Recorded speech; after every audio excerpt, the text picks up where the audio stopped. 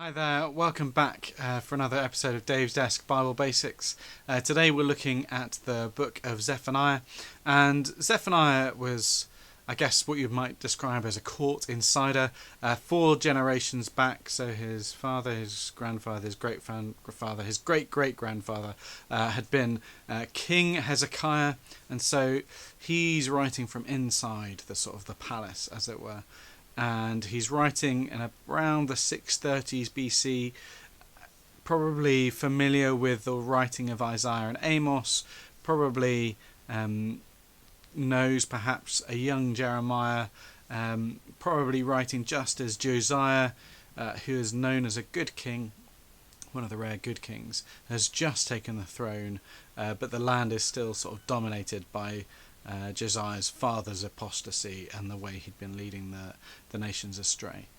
And in essence, Zephaniah does talk about warnings of the judgment to come, warnings of the suffering at the hands of Babylon that's on the horizon, but he does so more broadly within a context of hope, of being able to see the day of the Lord beyond the impending sort of doom of the Babylonian victory over them. And it leaves us with this question to wrestle with: is, are we able to accept failure as good?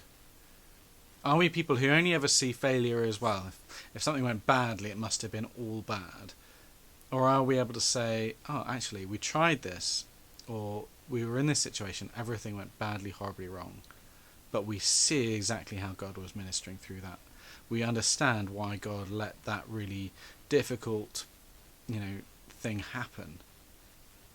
Because that's the situation that the people of Judah are in, that something horrendous is about to happen to them.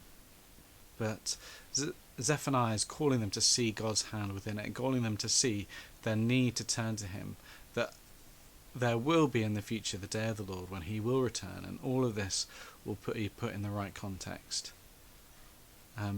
But can we set aside our fears and struggles with today, knowing that the tomorrow of God is so much greater and more beautiful? I hope that's given you something to reflect upon, and I hope to see you again soon. Goodbye.